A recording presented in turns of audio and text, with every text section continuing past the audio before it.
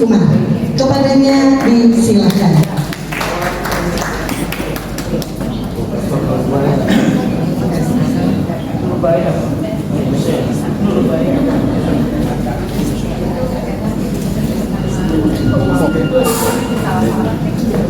Assalamualaikum warahmatullahi wabarakatuh. Alhamdulillahilladzi anzala al-Qur'ana ala nasiina bil-huda wal furqan. Wassalatu wassalamu ala sayyidil mursalin. Udah ada yang saya hormati dan banggakan Ketua Umum Mungkin Pusat, Ketua Mungkin DKI Jakarta, para pengurus dan hadirin yang saya hormati dan muliakan. Terima kasih saya diundang untuk menyampaikan pandangan saya terhadap masalah-masalah yang kita hadapi sekarang ini dan apa yang sebaiknya kita lakukan. Pidato Ketua Umum Pusat ya, waktu mobil sangat bagus. Beliau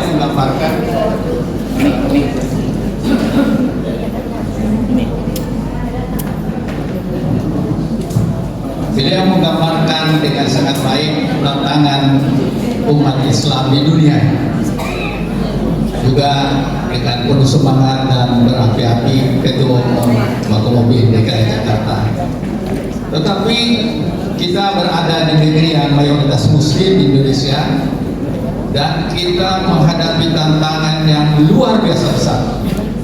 Bagaimana sekelompok kecil bangsa Indonesia ini menguasai ekonomi dan kita yang mayoritas ini minoritas dalam ekonomi. Dan kita saksikan dalam dunia politik, siapa yang menguasai ekonomi, dialah yang menguasai politik, menguasai seluruh lapangan kehidupan. Inilah yang saya sampaikan tantangan paling besar kita hadapi. Seorang teman, Abdul Hamid dari Malang, dia mengirim kepada saya melalui WA, setidaknya ada 40 tantangan yang dihadapi umat Islam dan kita terlelap dengan berbagai kegiatan kita. Saya ingin menggarisbawahi kalau bisa didayangkan. Pertama itu dalam bidang ekonomi.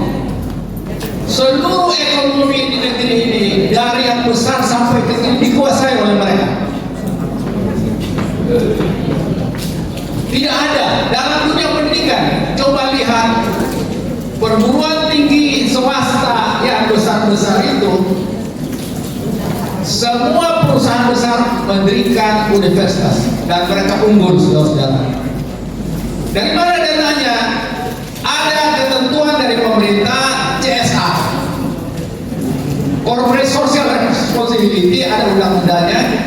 Kemudian para konglomerat itu 9 naga itu dan banyak lagi mendirikan yayasan, kemudian hasil keuntungan mereka taruh di yayasan dan mereka mendirikan sekolah. Sekolah mereka maju luar biasa. Untuk ada Muhammadiyah. Alhamdulillah juga dari NU sudah mulai mendirikan perguruan tinggi. Tetapi itu di bawah mereka. Kemudian Bapak-bapak, di bidang kesehatan, coba lihat rumah sakit yang hebat-hebat itu, mereka semuanya Muhammadiyah ada, tetapi kan mayoritas mewakili Muhammadiyah, mewakili kita. Tetapi mereka yang minoritas mewakili kita semua, dan itu sebuah bisnis yang luar biasa. Jadi ekonomi mereka kuasai, pendidikan mereka kuasai, kesehatan mereka kuasai, dan sebagainya dan sebagainya. Ini tantangan yang paling besar. Manakala kita Wakil ini hanya pidato di masjid, kemudian kita bicara Rabbana atina fid dunya hasanah wa fil akhirati hasanah, dan lebih berat akhirati hasanah. Dunia itu kita tidak pernah bicara. Minggu yang lalu saya salat Jumat di Masjid Al-Furqan di sini. Dan tiap hari kalau saya tidak khutbah, saya mendengarkan khutbah orang. Hanya bicara bagaimana masuk surga. Wala tansa nasibaka minad dunia, dan kita melupakan urusan dunia yang begitu kompleks. Dampaknya apa, Bapak hadirin yang berbahagia? Kemiskinan di Indonesia dari 288 juta penduduk, menurut Bank Dunia 194 juta orang miskin. Jangan-jangan kita sendiri termasuk orang miskin di sini. Padahal Al-Quran mengatakan fakir kabaden au ta'am miskin. Ayat itu tadi padahal kan dia doa itu yang Allah Ta'ala miskin. Islam berbicara tentang kemiskinan, tapi orang Islam sendiri miskin. Kenapa bisa terjadi seperti ini? Karena kita sudah merdeka 80 tahun, tetapi kekayaan alam kita yang menikmati itu adalah orang asing dan sekelompok kecil dari bangsa Indonesia. Kalau Bapak-Bapak lihat di pemerintahan yang dilakukan di Burkina Faso, bagaimana Ibrahim Traoré ketika dia mengambil kekuasaan itu, dia nasionalisasi perusahaan yang mengelola emas. Apa yang terjadi? Dia tidak lagi mau ambil utang dari Bank Dunia, IMF nggak mau, dia tolak.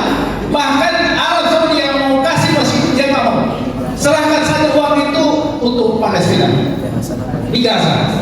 Dari mana dia dapat uang? Dari kekayaan alam yang dieksplorasi untuk negeri mereka. Dan kalau Bapak-Bapak lihat di media, begitu hebatnya pembangunan. Saya bisa bayangkan Indonesia kaya raya. Saya bawa Bapak pulang di kampung halaman saya. Di sana ada perusahaan Cina yang begitu besar, smelter. Itu perusahaan besar, tidak ada satupun yang bisa masuk di situ. Gubernur nggak bisa masuk, bupati nggak bisa masuk, apalagi pegawai biasa. 90% hasil smelter dibawa ke Cina. Mereka beli, kemudian mereka menikmati kekayaan luar biasa. Apa yang terjadi, Bapak-Bapak? Yang dinikmati masyarakat di kampung saya itu hanya polusi dan banjir kalau terjadi hujan. Saya pergi ke Papua Barat, ada perusahaan di sana gas tangguh. Saya tanya orang-orang di sana, kalian dapat nggak manfaat di sini? Itu tidak ada yang bisa masuk di situ, Pak. Mereka orangnya datang dari luar, masuk ke ini, ke Sorong, kemudian masuk di situ. Kekayaan alam, betul-betul negeri ini kaya raya. Dan saya sudah pernah juga pergi ke Freeport sana. Itu gunung sudah habis, tetapi rakyatnya tetap miskin. Kemarin kita mendengar berita 61% kekayaan Freeport itu sudah masuk ke APBN kita. Apa kata Menteri Keuangan kita? Yang masuk itu hanya 0,03%. Presiden yang lalu itu dia nipu kita, oh uang udah masuk di sini. Inilah keadaan negeri yang menurut saya, kalau pemudi kita ini sendiri hanya pidato supaya masuk surga. Oke, kita mau masuk surga semua. Tapi walatan sama sih bahkan di dunia. Jangan sekali-kali kita lupakan nasib kita di akhirat ini.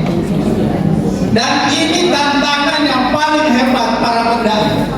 Sekali lagi, saya pergi ke Al-Azhar setelah Jumat, saya dengar. Saya pergi ke di sini nih, Al-Furqan. Di tempat saya tinggal, di mana-mana, orang hanya bicara masuk surga saja.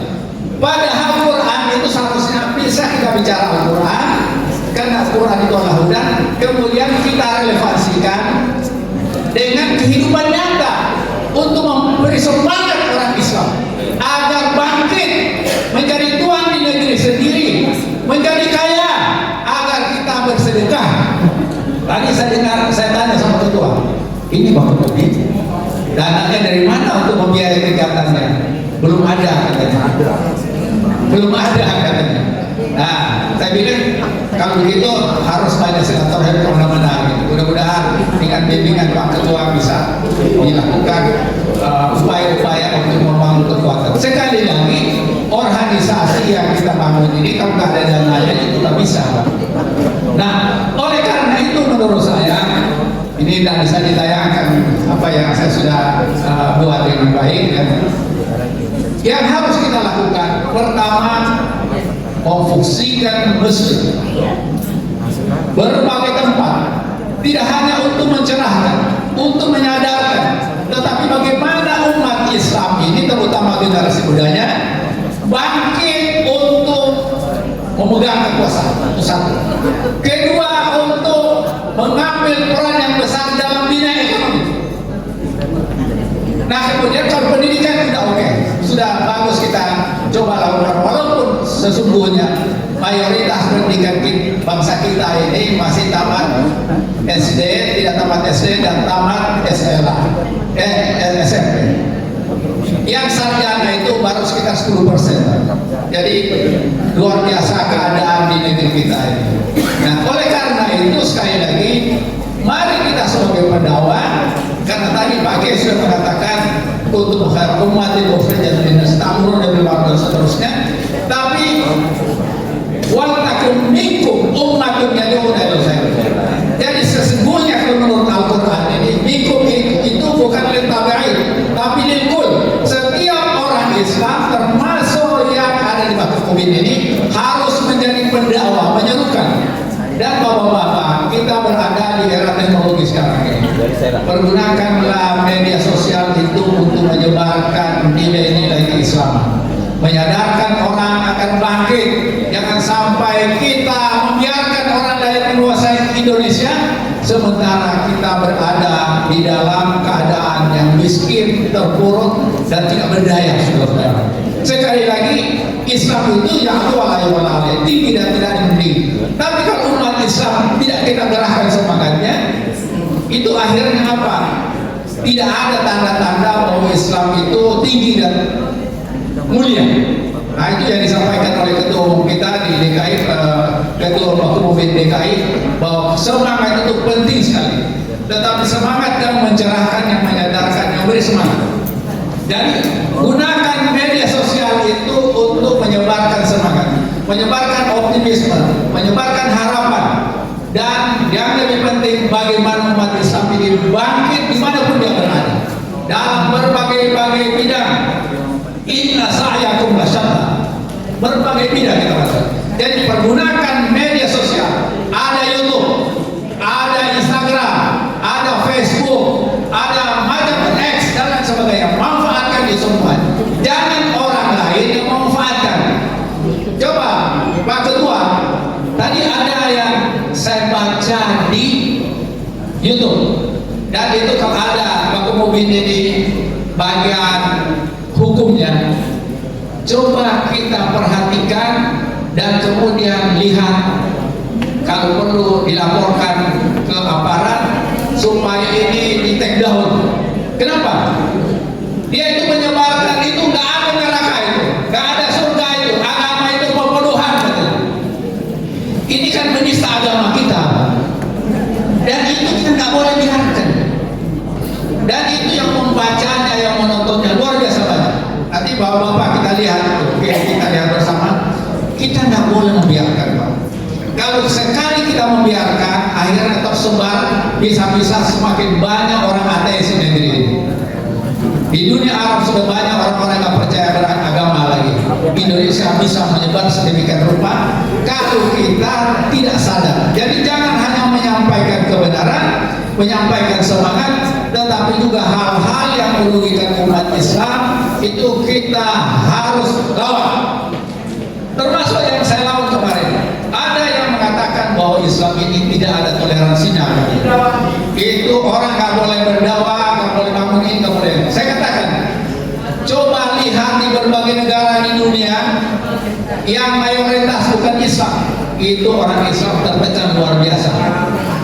Bahkan ada 9 negara nggak boleh ada agama di situ, termasuk Islam. Indonesia ini yang berpancasila ini semua orang bebas, tapi janganlah menuduh orang Islam itu tidak toleran, karena ajaran Islam itu penuh dengan toleransi. Gak mungkinlah orang Islam dia datang di sini, kita mayoritas mendakwahi kita bahwa agama kita itu gak benar dan kita harus masuk agama lain. Itu gak boleh seperti itu. Jadi bapak-bapak, sekali lagi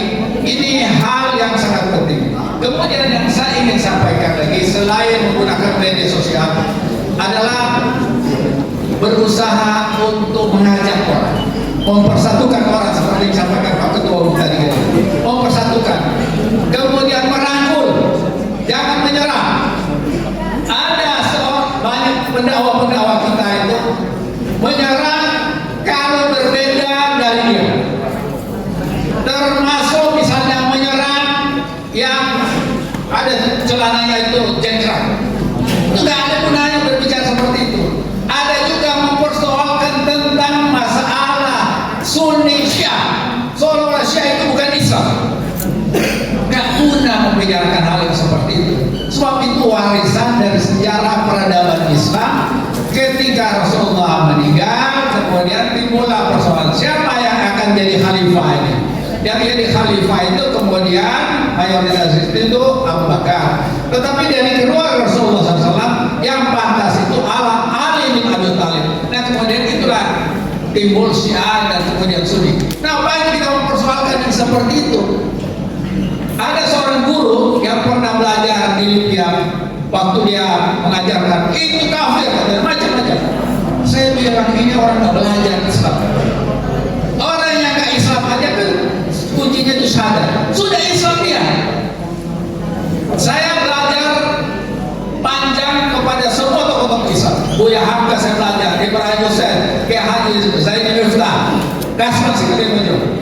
Mereka mengatakan saatnya lah umat Islam ini menyatukan barisan, tidak mempersoalkan masalah-masalah fuqiyah, masalah-masalah khilafiyah dan sebagainya. Tetapi faktanya orang-orang kita, para dai kita, umat kita masih membicarakan hal-hal yang sesungguhnya tidak menguntungkan.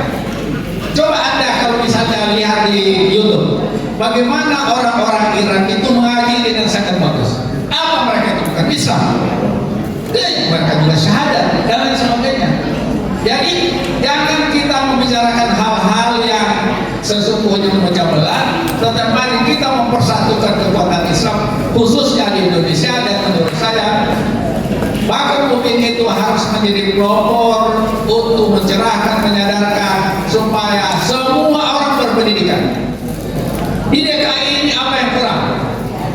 Ada KJP, ada KJMU, Jakarta, pokoknya orang yang ingin masuk di perguruan tinggi semua ada, tapi tidak semua orang mau sekolah. Saya waktu jadi rektor, ada pembantu saya bilang anaknya ibu sekolah di tempat saya gratis, nanti kita carikan beasiswa. Tapi ibu itu dia mengatakan anaknya lebih senang bekerja saja. Nah, ini orang yang kita sampaikan tapi dia nggak mau. Akibatnya apa? Sebentar dia kerja udah keluar karena kan berlaku outsourcing.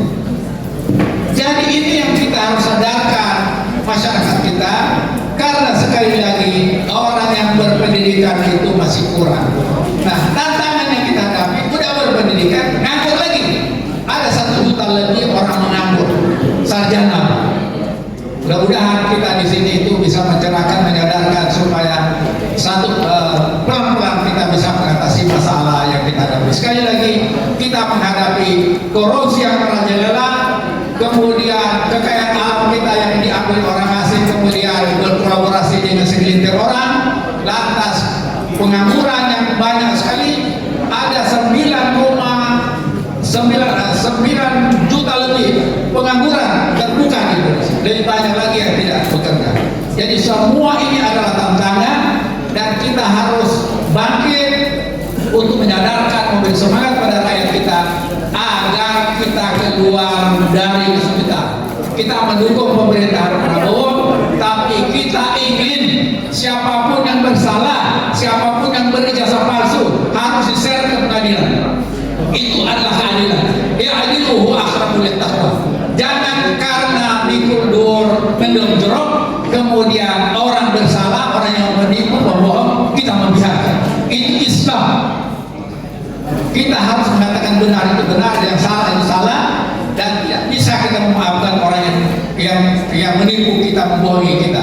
Dia dihukum, kemudian setelah itu mudah-mudahan dia tobat, meningkatkan kebaikan dia, tidak mengulangi perbaikannya, dan kemudian banyak berbuat baik. Itulah barangkali yang ingin saya sampaikan. Mohon maaf, slide yang saya sudah buat tidak bisa ditayangkan karena mungkin ada masalah teknis. Tapi sekali lagi saya ingin menyampaikan terima kasih saya kepada Pak Mubin, selamat yang baru dilatih tadi. Mudah-mudahan kita mengobarkan semangat, mengobarkan ruhul jihad yang disampaikan tadi, karena itulah yang kita miliki sekarang. Ruhul jihad itu yang kita miliki, sehingga masa depan itu kita ada harapan.